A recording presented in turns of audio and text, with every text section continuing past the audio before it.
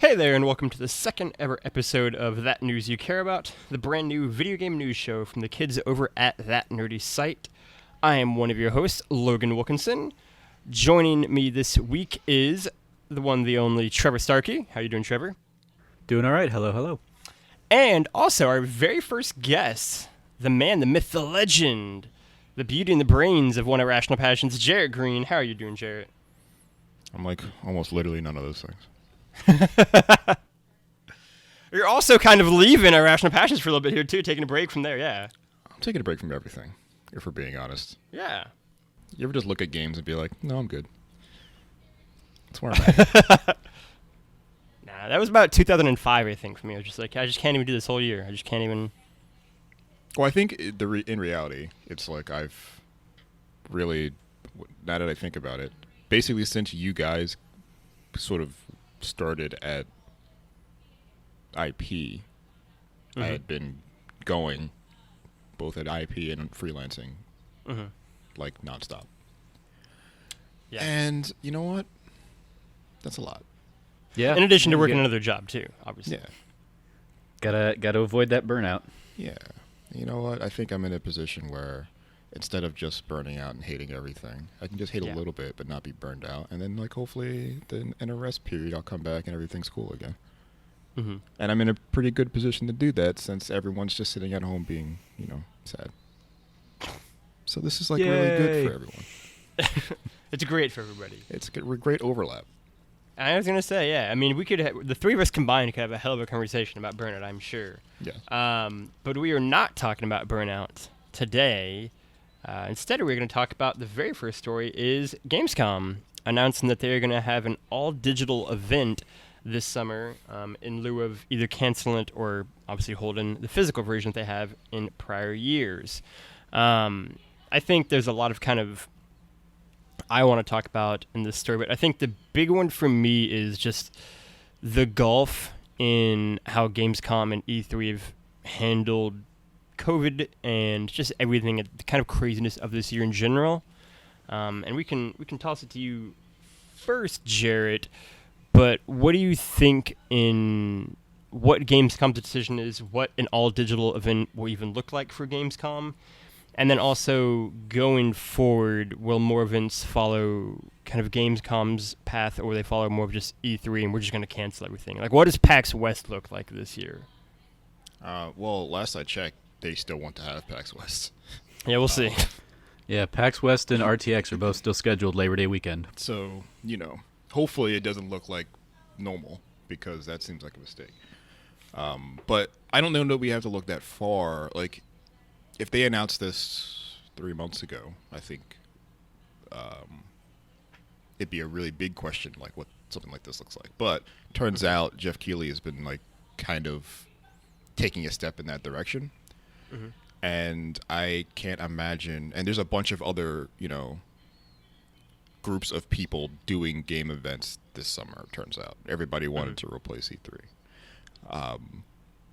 And I can't imagine this will look much different than what they will look like. Just, on the easiest level, just showing trailers, like on a stream or something, making it event, making an appointment viewing to watch new trailers for stuff. Maybe there'll be, I don't know, a talk of some sort, but it can be designed like a Nintendo Direct instead of like someone standing on a stage and talking to a group of people. Mm-hmm. They'll look more like those GDC sort of recorded conversations than an actual press conference. But I imagine the conveyance of the information will still go about the same way. The difference will be like there won't be journalists playing anything, or maybe they will. Like maybe the week before there is a secret cabal of people who get codes for stuff. They get preview builds for stuff. They play it and they cover on their websites after post announcement. The same way that they always do. There's plenty of ways to simulate like the rush week of covering games during an event that you don't necessarily need to have an event for. And it looks like they have like a little sort of breakdown of what they want to do. in this article, like having some sort of daily show, which I'm assuming is like a live stream. There's going to be like some sort of Gamescom studio based thing. Just going to be maybe like a DevCom thing, something for indies, something for partnered content, and these can all happen on a single channel or like many channels. I mean, I guess it's up to them. I don't know that it has to be all that complicated though. Really, we just need links and we need to know what time to look, right? And that's always been true. Yeah, that's what the article talks about. They're going to have a hub website, Gamescom Now, that will bring all of the content together while also linking to events and activations from exhibiting companies wherever they're taking place on the internet. Publishers' game could be part of Opening Night Live, have its lead designer interviewed for Gamescom Studios, and then stage its own Twitch stream later in the week, with all of that being hosted and scheduled through the Gamescom Now website. So it's going to look very similar to what kind of what you're saying Geoff Keighley's doing with the Summer Games Fest right now. This very quickly has like turned a corner where I'm looking at all these things being like, okay, yeah, what is going to differentiate the IGN like Summer of Gaming or whatever, the GameSpot Summer of Gaming, the Summer Games Fest and Gamescom Now? Like, and Kind of Funny's thing too.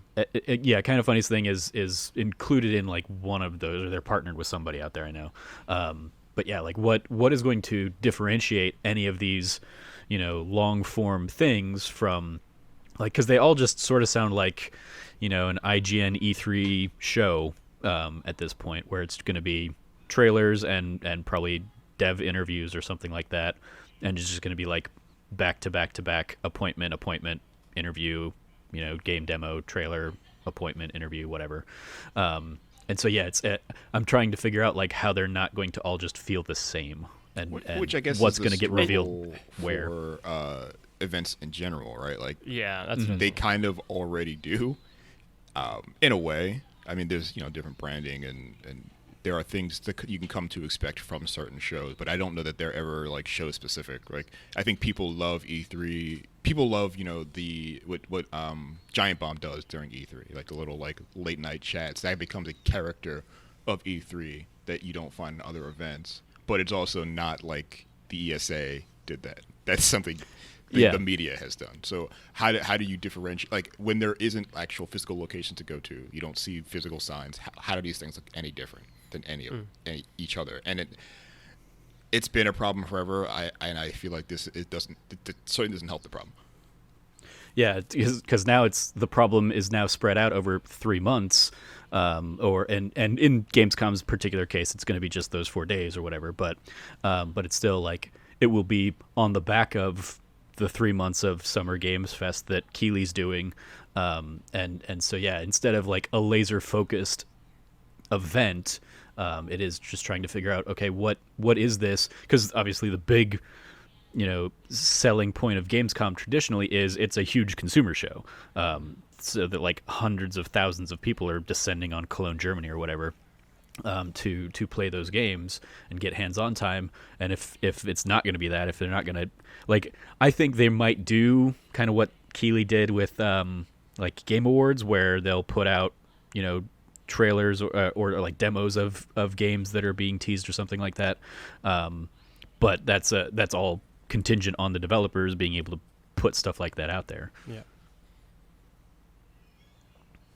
But yeah, I'm just kind of in the boat of, I'm very curious what this is going to look like compared to everything else, because we don't have like a one centralized, here's the thing. And then also just Gamescom, I feel like isn't historically as big on announcements. I think they have an opportunity to this year because E3 has been canceled. But like I was going back and looking at what was like, were there any standout announcements from Keighley's opening night live last year? And the biggest announcement was actually that like it was not at all part of the show. It was that was the day that Insomniac got acquired by Sony, and opening night live was just like the other thing that was going on at that time. So like the biggest news of that day wasn't even a Gamescom story. It was like Sony hijacked the news cycle. As for like the show itself, it was like, hey, that's where Kojima revealed that Geoff Keighley is in Death Stranding. Cool.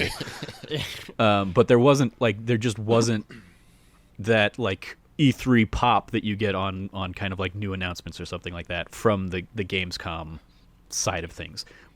Given that there isn't an E3 this year, I think some of those announcements will be shifted to Gamescom and give developers more time. So we'll see a little bit more of that. But yeah, it's just historically, or at least last year, using somewhat of this similar framework, we didn't really get too much out of it. That's the thing for me. Like, part of it is what Jarrett kind of alluded to, in the fact that I think what's gonna differentiate like the IGN versus the games like Spot versus the Kind of Funny versus everybody, Geoff Keighley's like Summer of Video Games Are Cool, actually, guys, like showcases are the personalities themselves and how each one kind of presents it and has things be rolled out, and then also how they cover like obviously a massive convention of the scale of Gamescom and like what each one does to kind of make their own mark on it. But I also think that what it essentially is going to be is a rolling, essentially, summer of mini E3s, right? Like, you kind of made the point when we weren't recording last week where game studios are going to have more time to actually kind of work on developing their games. And so we might actually see more either intricate or just more developed and more kind of time and thought put into the kind of slices that are being shown off in trailers and what's being kind of shown to the consumers. But then also, I think it's going to be a thing of, I think this is going to be a really great summer for smaller, kind of more indie-ish titles to get the spotlight on them more, right? Whereas at E3, usually they get like, here's the 5-second sizzle of all the indie titles on this platform, and then like 2 or 3 like chosen few get like actual kind of time on them. And I feel like with kind of E3 going away and this being a weird year in general, right, with it being kind of the end of one console generation and theoretically the start of another one, there's already kind of this like weird gap in between like giant AAA titles. And so I feel like it's going to be even more dependent on like the indie side of things, and like whether it's Kind of Funny or IGN or Geoff Keighley, like I think they're going to kind of point out these games. Like there are only so many AAA games that can be at any one given kind of showcase. And so I think it's going to allow those kind of games to get more time on them, more eyes on them, and kind of get more time to really show off what they are than in past E3s or past Gamescoms. And so that aspect of it, I think this kind of digital-only version of events has me actually kind of excited to see what that looks like. I would agree with that, but not like I don't think we'll get that at a Gamescom or even like at an IGN or GameSpot. Like you'll get a few big, indie, but even there it'll be like the big indie games. It'll be like Axiom Verge 2 or something like that gets a highlight piece because it's like a backed by Nintendo kind of thing. I think where you would see what you're talking about of kind of like here's a dedicated indie showcase outside of like the Kind of Funny thing that they'll do again would be if they did something like that at like if PAX goes into a digital event where you get that kind of thing. But I think a huge blow to that is that the Indie Mega Booth is basically put themselves on hiatus right now. So like the people that could have brought all those indie developers together to do a dedicated showcase of here's the stuff that you would have been able to play at our shows, either at Gamescom or at a PAX. They don't have a centralized voice to round them all up anymore. So I think they're going to struggle just as much as anybody else trying to like get airtime. And it's going to depend on like I don't know if Keighley's reaching out to those people. Like you might see him at like the Devolver level. You might get I'm sure you'll get Devolver doing something weird and wacky, but even like Devolver's E3 stuff the last couple of years has been like 2 or 3 games highlighted amidst a Adult Swim-esque kind of video presentation. You don't get much out of the like actual like meat and bones of that kind of presentation. So I don't know. I think it'll still be. I think we'll just see more of like we'll see Valhalla at every event, and we'll see new things at each thing about Assassin's Creed Valhalla or something like that. Just like. But like I said, Gamescom was highlighting that Geoff Keighley was in Death Stranding last year. So it'll be that kind of cycle where it's like, hey, there's just going to be a new thing from whatever AAA big game. And then we'll also, obviously, a lot of the stuff we'll get will be kind of whatever the new generation that are of the new generation of unannounced games that we will have kind of in the launch lineup. That's still to be like announced and will help fill up some of that. But you have to imagine those kind of games will be announced at like a Sony or Microsoft exclusive event, right? Like whether it's like some sort of. Yeah, but I think they'll continue to be shown at other things. So like we'll see them announced at Xbox thing or Sony's thing, but then you'll see, they'll have a half hour with a developer as part of this Gamescom Now kind of thing. Jarrett? I think there's also no reason to believe, though, like you kind of mentioned, there's an opportunity for a more equal playing field as far as how someone can get covered, but equality and equity aren't the same. So like there's no reason to believe that another new indie game could reveal itself at the same time that Gamescom is happening, but there's no reason to believe that it's part of the Geoff Keighley machine, or what I mean. I guess right now it'd be whatever Gamescom's version of that, like whatever networks they have, whoever's there are still PR people who and publishers who sort of dictate which of their games in their sort of portfolio gets seen at these high levels, part of these bigger presentations. And anyone can release a trailer now on the internet and hopefully catches fire, but like there's still people who are just in better positions to do that. And it used to be as simple as like if you're there, then you're prioritized. Like, but since there is no there, you have the idea that anyone can just kind of catch the internet's imagination, but that's not really true. We still kind of follow trends, and we still kind of wait for big events for them to tell us what's coming out, or for them to tell us what's important or what new thing is happening. Which is why these events are still happening, because even in this article, I think they allude to the idea that like there needs to be events serve a purpose, and like being able to become focal points for the industry every once in a while. Every like 2-3 times a year. I mean more than that because there's more events than that. But like there are 3 or 4 big events that become big focuses, and maybe the industry and the whole gaming community needs that, so they all have some place to look towards, because there are just so many games all the time, and it's impossible to know, or it's impossible to curate yourself. Which isn't necessarily true, but it kind of feels that way. And I'm personally usually a proponent of just letting, if you're big enough, like you can kind of make your own show out of whatever you want. Sony doesn't need E3; they hadn't in a while, and everyone was wondering like if they don't come back, what's that going to do for PlayStations? Doesn't matter. Like Sony can do whatever they want with their PlayStation. Sony is bigger than E3. And more people are bigger than E3 than they maybe thought of before 2019, 2020. But on the other hand, like there is no replacement for an event that everybody knows is happening. Yeah. That pulls people in. Like there's no replacement for Gamescom in that. Yes, Sony doesn't need to make a big announcement there, but there's no denying like 350,000 people used to go there yearly. And it takes over the news cycle for an entire week. Everyone has, Gamescom branded materials on their website, and everyone's talking about what's going on there. So, like, me saying, this is a great opportunity for everyone to kind of just, like, make their own, like, reclaim their sort of narrative for their games is one thing, but it's also, like, not the complete truth, because in reality, like, it's way more organized to just wait for an event to say something, and then we as people who cover it can can fall into or alongside those rhythms to curate what's important.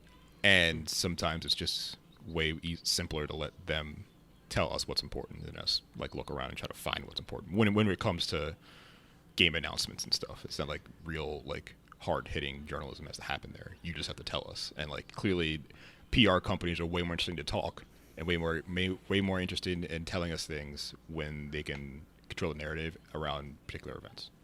Yeah, absolutely. I mean, it's like way easier for a site to like watch a 1 hour or 2 hour conference and say, here are all the things we saw in that, instead of here are the 40 emails I got this morning, and let me go ahead and write, a blurb about each of those in one place. It's way easier, and that is like the huge focal point. If you can get on those stages, yeah, you're at least going to get some kind of coverage compared to, especially at something like E3, the people that weren't shown off in any kind of presentation, but they're there on the show floor showing off their game.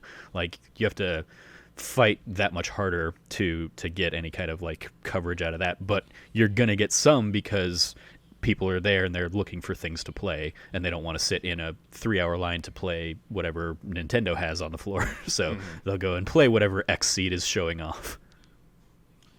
I wonder too, like, what do we think of this again doing kind of long term for E3's viability, right? Like, because if E3 goes all digital, I mean, like, what does that even look like? Is that even like feasible for them? Like, I feel like we ask this, it seems like every other day now, of like, what is E3's future? Like, does it have much of a future? Like, it felt like every year, Jarrett, we would cover E3 at IP and on Input in particular, and talk about the fact that, like, are we kind of in the final few years of E3? And, like, with it being canceled this year and what happened with, like, Sony last year, like, it just kind of feels like at a certain point everybody just breaks off and does their own thing. And, like, at that point, does E3, A, need to exist, I guess, and B, can it kind of find a way to cobble together something to keep existing?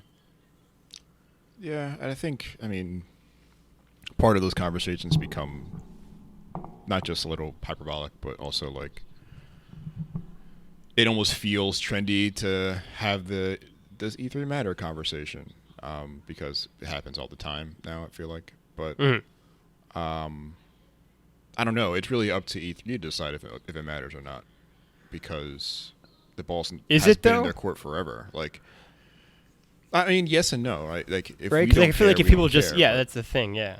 But I feel like people do care. It's just the ESA just doesn't care about making the mechanisms that make E3 work, it seems like. There is an element of E3 that we often don't really focus or care about in, like, our spheres, but the business-to-business nature of E3, in the people who are making the buying decisions at Walmart need to figure out how much store space or shelf space or warehouse space they're going to need for, upcoming games or upcoming systems or whatever is out there. And a lot of that happens, and historically has happened at E3, and that is where, like, a lot of that kind of planning for the holiday season, those kind of conversations tend to be happening. And so I think, if, like, taking it completely out of the sphere of press or consumers going out and playing demos and all that kind of stuff, something would still need to come in and pick up the pieces of that business to business component that often happens at E3. And I imagine in the world we live in today, a lot of that could be digitized, and supply chain management can be figured out digitally or through web conferencing or just phone calls and not in person on the show floor kind of meetings. But it is an area that I think we often very easily forget and overlook. That is a very important aspect of E3 historically. But I think that's also, like, part of the ESA can determine how important E3 is, because I think they're so concerned, or maybe not concerned enough, about how this faces consumer-wise, that I feel like there's been an opportunity and a way to turn E3 into the business show. It started off as where its value actually is. Yeah. To the business is it being a business show. There's a way to sort of to turn that into encapsulate that and make that the focus again, so that these places, so that people going there know that they can actually, like, sell their game to a store, so to outlets next year or whatever. But with actions like pivoting, access to anyone, and charging for special press access that they no longer comp anymore. Like these are. That seems like a weird way or weird solutions to a thing that isn't a problem. Like how press gets in or whatever has never been the problem really. Like will press be there to cover your games? Yes, it's fucking E3. Yeah. And that's there's definitely like E3 and the ESA is definitely taking a lot of, they're just trying to make as much money off of the actual event itself as they can, because they're not having the big exhibitors paying for like space on the show floor. Right. So they are definitely saying, okay, well, Microsoft's not taking up all this space, so we've now got to supplement that, and to do that we're going to sell this many extra consumer badges. And hey, if we don't comp these press people in and they still want to come to the show, they'll have to pay to come to the show. But a lot of the press people can also just be, at this point, just be like, hey, no, turns out we don't really need the hands-on coverage. We can see the things we want to see by just watching and tuning into everybody's presentations. And so going back to kind of like who needs E3, anybody who is already doing a conference of their own has shown that they don't need E3. Right. It is the smaller parties that like still need to rely on that more so than anybody else. And I kind of wish the ESA would scale appropriately. Like they should, and they'll be forced to whether they want to or not, it seems like. But like maybe you don't have the show for as long, or maybe you don't need to be in so many buildings for so long. Like there are solutions to their problem that I think can continue being like the American sort of mecca for the business element, as well as put on a press show, and hopefully something like being forced to do events digitally for the rest of the year can inspire some people to think outside the box a little bit. But enough for E3. It's not even happening this year. We're tired of that topic. Jarrett, you brought a topic to the show this week that you would like to talk about, and it involves Apple and Ubisoft and lawsuits and Rainbow Six, all the goodies here. What do you got for us here? So, mobile games, am I right? The Google Play and Apple Store are known for being maybe the most crowded, busiest sort of digital video game retailers on the planet, because games literally launch there every day. It's also well known for being a place where lots of copyright infringement happens. There's almost every game that ever exists it probably has a mobile clone of it. It's almost like death and taxes. It's the third law.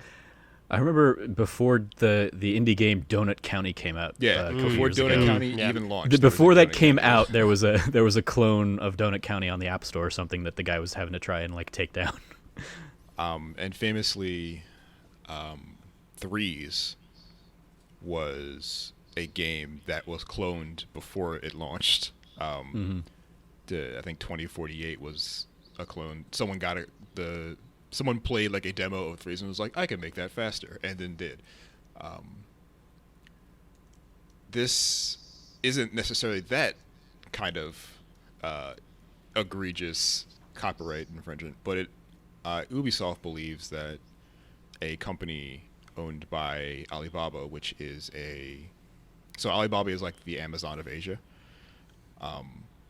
A huge, like ginormous mega corporation that has its roots in logistics and shipping, but also with all its money has spread into all types of other ventures, including video games. eJoy.com is the company that is now, I guess, a developer publisher of mobile games. They created a game called Area F2, which is a team-based shooter that is remarkably like Ubisoft's Rainbow Six Siege. And Ubi has taken umbrage and is filing a lawsuit against them because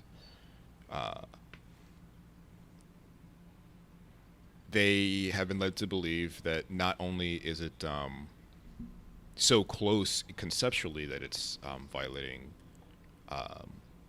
intellectual property, that it might actually be have stolen assets and is releasing a game with things that they made. So this is interesting for a couple reasons. One, just the entire environment of mobile games is like this happens all the time, and I don't know how. And this walks the line between a company thinking they're being copied, or just the sort of the iterative nature of video games as an industry is that most games are copies of other games. So where does this fit in? We don't always get an opportunity to see it legislated on a large scale like this. We often see people, do their best to get their IP back, like in the case of Threes or whatever.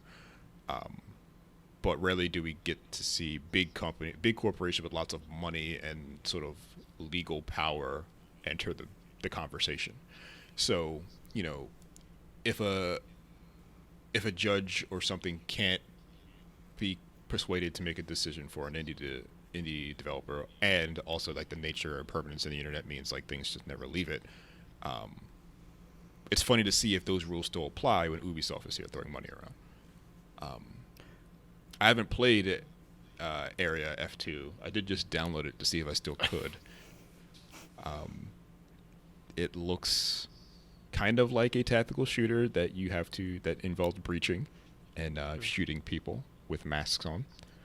So if I was not super inclined to the difference between this game and Rainbow Six Siege, I could see where I could be persuaded that this was Rainbow Six Siege.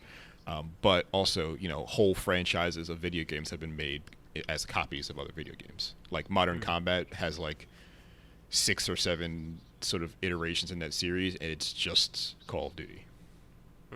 And where do we draw the line, and who do we draw the line for? I think is a really interesting sort of aspect of this lawsuit. Yeah, it's interesting, seeing something like this because, as you kind of touch on, it is one of the rare cases where we see it between big players in the industry. Like we see all the time, indie wannabe developers taking something like Metroid and making another Metroid 2 or whatever, and Nintendo basically ceasing and desisting, or we see all that stuff all the time. The only other example that I can immediately pull from that's in the vein of this isn't even at this scale, but I remember Bethesda sued somebody a while back because the developers who made Fallout Shelter for them basically took a lot of the Fallout Shelter code and then went and made a Westworld game, and basically Bethesda was you were contracted to us that all the code that you guys made is ours. You don't get to take that with you to go make a new game. Mm-hmm. And so Bethesda basically sued HBO maybe, or whoever I think it was HBO or something, yeah. was backing the Westworld game. So the fact that we're seeing this be kind of Ubisoft versus Alibaba, which is one of the biggest companies in the world, even if it's not big here in the West, that's what I think makes this a newsworthy thing. And that because the story the story that's going around is that they're suing Google and Apple as well. That's where the suit is. It's Google and Apple, because I think maybe they haven't gotten to Alibaba yet. But as far as what they filed in Los Angeles last week, they're suing Google and Apple. I think also because they're American companies. Yeah, and they're more beholden to U.S. copyright law than Alibaba is, I'm sure, and that's because you see all sorts of those kinds of clones in Asian markets. We often see, so that's another element that I'm I don't know if they can go after Alibaba because of kind of copyright, the international copyright component to it, but it's also interesting the idea of them going after the storefronts. Because I try and think of okay, if I took this out of the digital space and put it into a physical space, if Walmart was selling Area F2 on their shelves, would Ubisoft be suing Walmart to remove it from their shelves? Mm-hmm. And what capacity can they do that? Because exactly. Walmart made the game, they don't determine whether this game is fake or not. It's up to somebody else to have figured it out before it becomes a physical product. Yeah.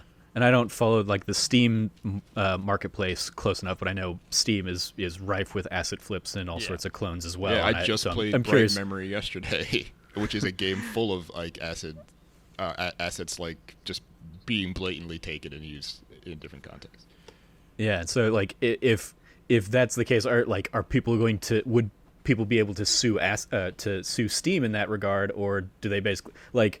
I imagine what's happening here is Ubisoft is basically putting pressure on Google and Apple to just get them to pull it from the stores, because Google and Apple would be able to come back and say, well, we didn't make these games. You can't put the burden of proof on us that like this is a copy of your game. So yeah, it's interesting that that Ubisoft is attacking the digital storefront as a way to try and tackle this larger thing. Because my immediate inclination would be like, well, why aren't they suing Alibaba? Oh, right, they probably can't because of all sorts of other legal issues. And there's literally no way to get them to actually pay you. Even if a court did say, yeah, they probably stole that. Like, who gets to enforce that? Not China. That's for goddamn sure. Yeah. So what do you think can be done to slow the, I would say, kind of avalanche of games flipping assets or flipping, just almost making carbon copies, or in some cases, pretty much a carbon copy, especially on Steam or mobile or any of these other things? I think that's been the question, for years. Like, how do we stop this?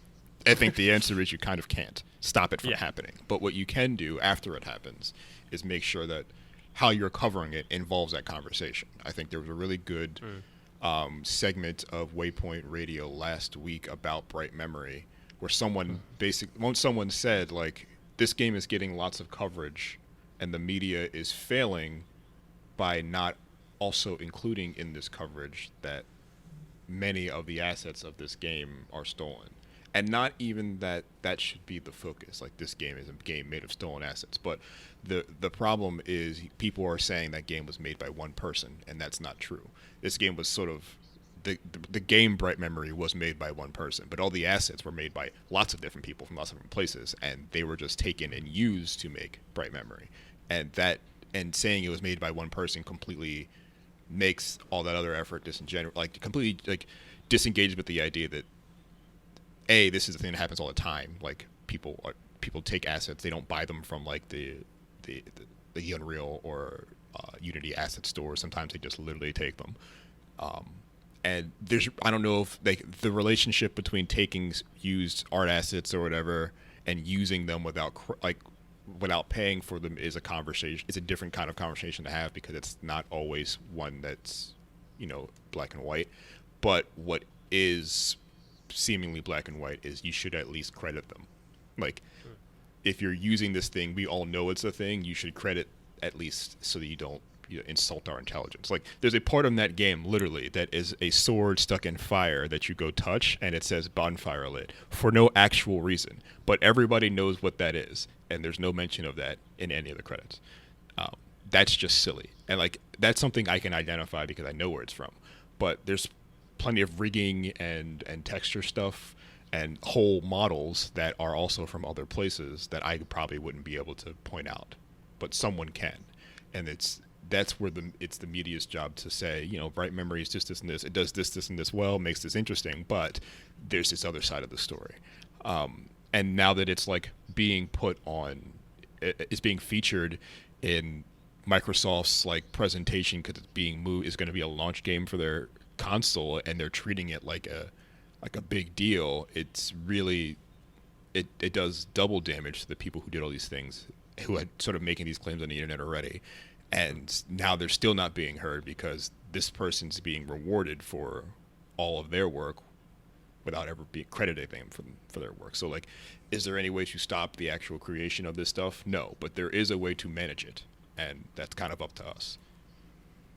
Yeah, I think you also run into, especially when we're talking about it in the mobile space and all the clones that are out there, if you made a game on mobile and then you wanted to try and go after the people who are cloning your game and trying to basically infringe on your IP, if you're only making $3 per sale of your game because you actually tried to sell your game for the marketplace rates, it's going to take quite a few sales before you could even pay a lawyer to invest time and effort into that case. And the person that you're trying to stop might not even have any kind of resources to help you recoup or anything like that. So the stakes in the mobile space are just so potentially lowered as a result that that's why we don't see it in that case all that often compared to something like this where you've got these multi-billion-dollar companies that are going to come and say, hey, we have the time and resources to do this, so we're going to put up this fight. Any final thoughts on this topic? Jarrett? I'm very curious of how it goes because I feel like the whole copyright in games conversation really needs a conversation. Well, a conversation, but B, like some sort of legislative decisions on large scales for everybody else to look towards.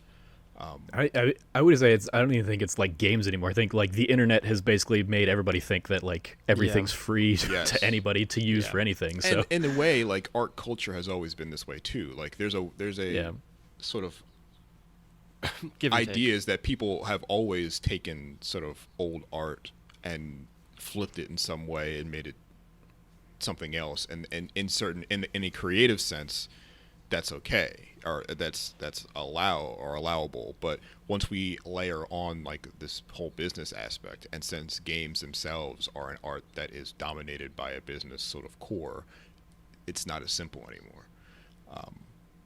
So I think if we were just talking about punks making punk games like in like a sweet like street art sense, like sort of sense, like that'd be cool, but that we can't in good faith do that and then also see the fruits of that be sold for lots of money by big companies and big corporations.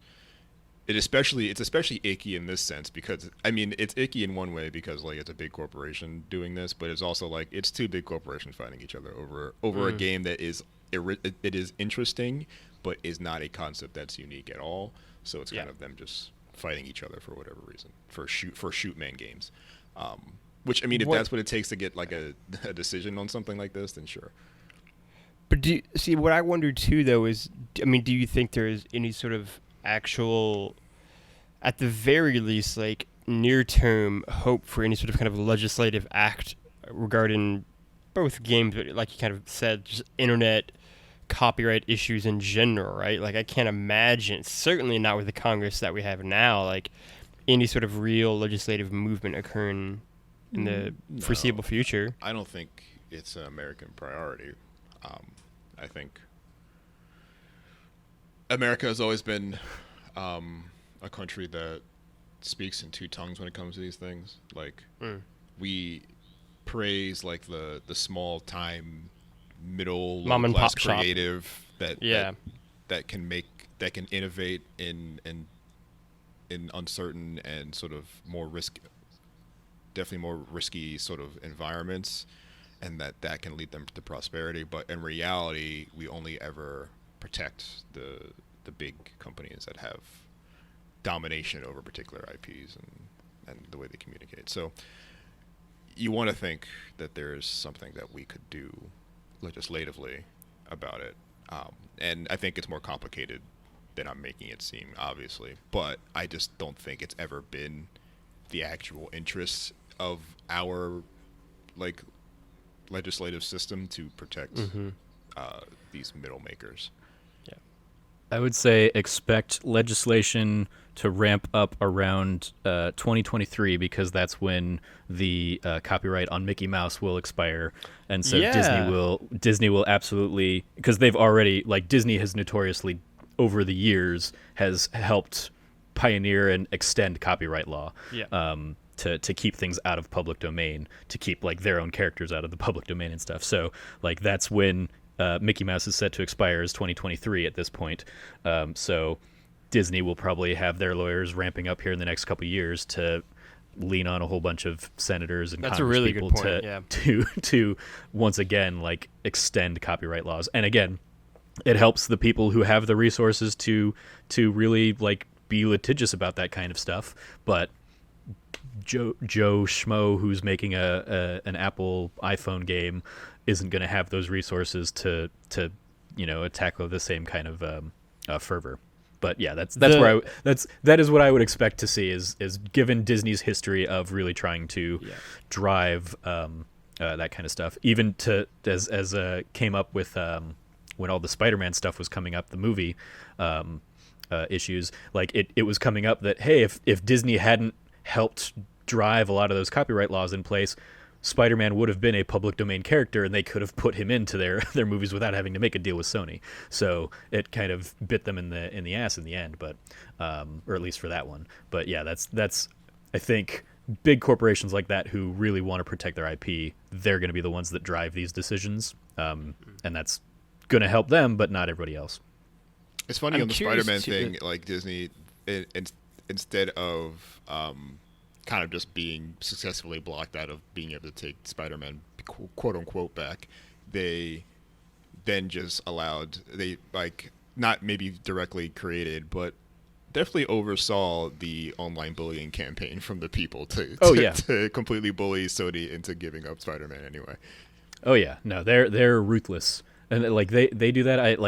I remember hating for a while Bethesda doing that kind of stuff against like Sony, PlayStation, when they were like, yeah, we want to put mods in Fallout 4 on PlayStation, but Sony won't let us. And it's like, well, you shouldn't have promised that you were going to do it if you knew it was if you knew it was against the terms and conditions that Sony has in place.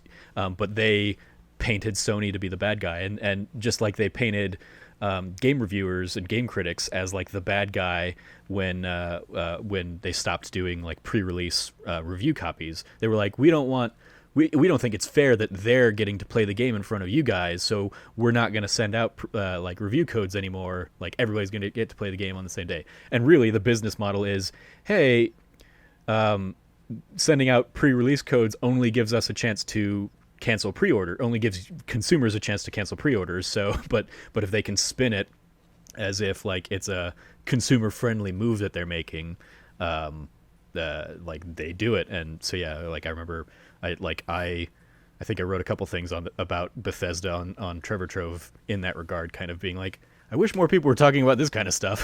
but yeah, the big companies will always kind of like back themselves. So that's when I think we'll see any kind of movement on copyright stuff. Yeah, that's my final point too. Is just the entire saga of Disney's copyright thing with Mickey Mouse is like low key one of the most like interesting like legal business things in the past few decades. Like what they've been able to do to just keep that copyright going like well past when it was originally supposed to have expired is just fascinating. The clout Disney has on Capitol Hill. But yeah, that wraps up the main pod. Now we're segueing into the shoutouts section. Jarrett, what would you like to shout out this week? This is a twofer. So, hell yeah, there's a story going on that a Dota team called Team Newbie that's allegedly involved in match fixing. Hate to see it. I don't know if there's any people who watch Dota here. I don't even know what a Dota is. I haven't in a long time. Dota 2 is Dota is the game that made. I'm kidding. I know it, but I also legitimately am like, is it Defense of the Ancients? Is that how it started? Yes. Okay.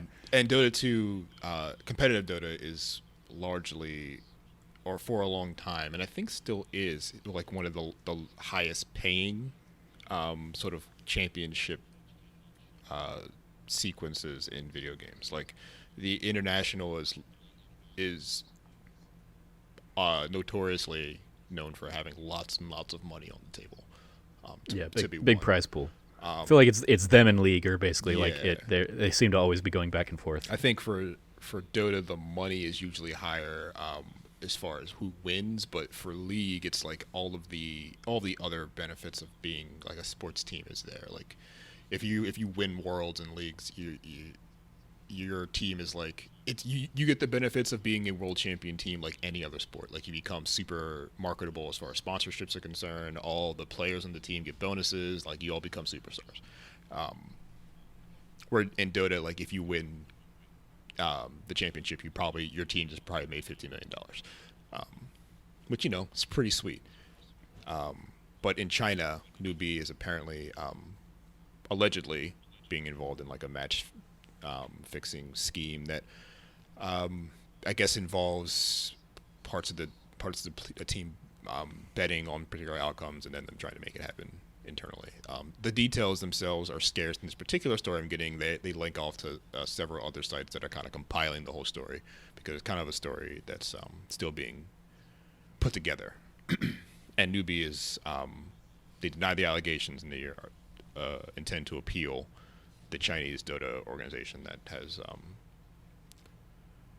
alleged these claims against them. I'm sounding it out because it's the first story for Kotaku by one Ashley Parrish, who I've worked with in the past in the now defunct Gamepedia days.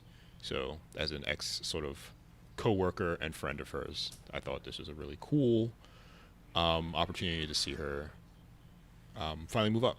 She's officially a staff writer at Kotaku as of I think last week, and she is pretty big in esports. Her sport of choice is Overwatch, but she has a pretty good eye for esports news, and it's cool that her first story there was an esports story. Nice, awesome. Second shout out. I don't have another shout out. That's both my shout outs. Oh, okay. Oh, okay. No.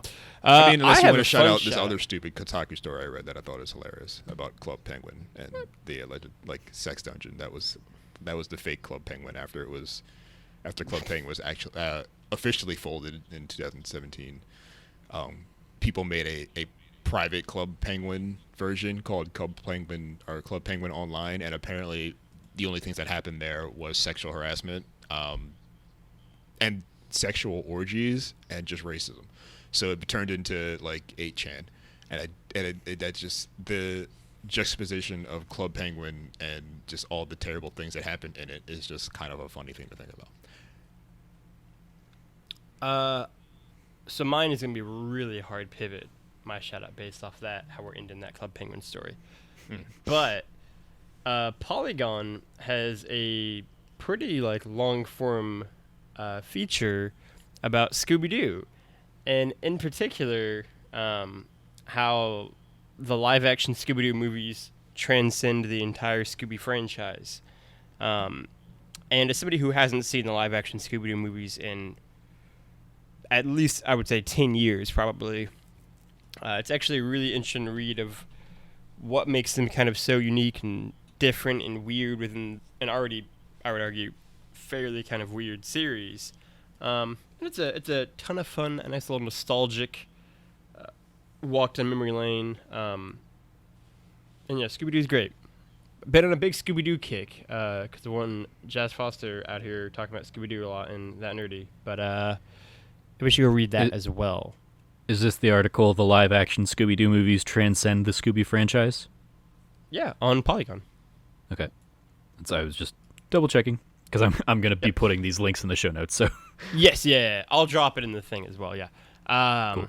But yeah, Trevor, do you have anything? Or yeah, my the shout out I want to give. So I touched on it last week a little bit. How cool it is that Uppercut is doing. They kind of restored or recovered a lot of EGM pitches when EGM kind of had to close up shop on those things. And I saw one kind of make the rounds of my feed today that caught my eye, both as that and then also because it's on Animal Crossing, and I've just become very obsessed with Animal Crossing in the last month, and it's called Paradise Lost: Transforming Animal Crossing into a Nightmarish Hellscape.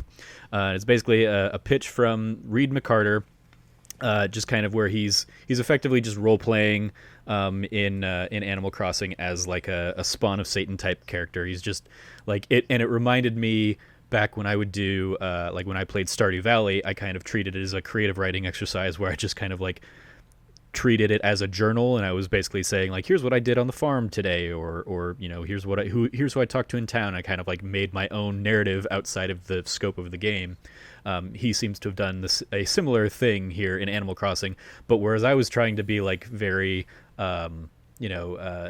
lawful good, he is very going full chaotic evil in his portrayal, and he's going out there. He's like imprisoning his islanders. He's threatening them with axes, and he just kind of goes through a whole like, here's all the things I did as I exorcised this demon in the character I was playing in Animal Crossing. So check it out. It's a fun little read. Lots of screenshots really from his adventures.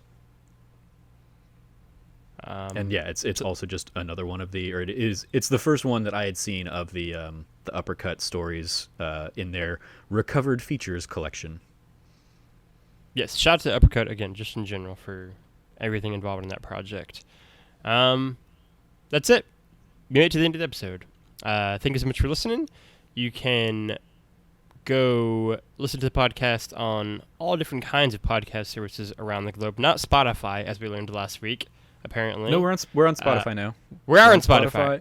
Yeah, SoundCloud. Not on is the one SoundCloud. where I'm like, I don't know if we're on SoundCloud. Who uses I'll have it? to You know what I investigate mean? that one. We'll figure that out. We're on Spotify. We're on iTunes now. So We're on I iTunes, can do everything confirm those two. Yes. Go like, subscribe, share with your friends. Tell your grandma. Give us 5 stars. And say nice things about us. We're all nice boys out here. Tell Jarrett he looks lovely. You can follow Trevor at Trevor J. Starkey on Twitter. Anything that you would like to plug, Trevor? I'll plug both That Nerdy Site show and That D Plus show for this week. We had a kind of a full panel on That Nerdy Site show on Monday's episode of me, Jazz, Christian, and Cameron talking about I've been watching The Last Airbender, and everybody got very excited to hear that. So that was a fun little conversation. And then a lot of it was just kind of what we're doing in the quarantine and how like people are celebrating life events like birthdays, or are we trying to pick up new skills, all that kind of stuff. And then That D Plus show was Cameron and I sitting down and talking about Disney Gallery, The Mandalorian, the kind of behind the scenes look at The Mandalorian show. In the first few episodes of that, so we had some good conversations. A lot of conversations around Dave Filoni and his role at Lucas these days. That's a good TV show. Yeah, I'm enjoying it. Mandalorian's real good. Yeah. You can follow Jarrett at Jarrett John. Anything you want to plug, Jarrett? Not really. Jarrett's like actually the opposite of plugging stuff. Yeah. I'm done. Yeah.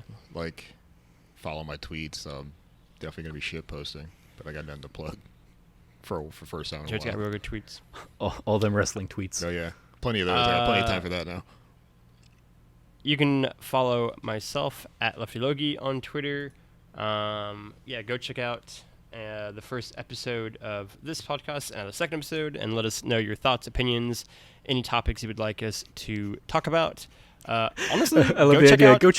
Go check out the second episode of this podcast, which hopefully you literally just checked out. Go check out the podcast Trevor and Cameron did, because that sounds really good. I'm actually just gonna listen to that tomorrow. That sounds like a really good conversation between you two guys. So go do all that. Have you finished watching The Mandalorian, Logan? I haven't, but I finished the first few episodes, so okay. I'll listen to parts. You might. I don't remember if we get into any kind of Mandalorian spoilery stuff. So you might want to watch The Mandalorian itself. Also, you should finish the TV show. Yeah. Finish it. You can follow. I even mentioned in the episode, I'm like, I don't think Logan has finished The Mandalorian because I want to do an episode of That D Plus show on The Mandalorian, but I want you involved in it. Yeah. So finish the episode so we can actually talk about it. Me and Trav will finish it this week, and so we can do that. You can go follow That Nerdy at That Nerdy Site on Twitter, and I believe Instagram. Jazz does stuff there, probably. And until next time, I can't remember what the outro I did last time was. It was something good, probably. You didn't really have one.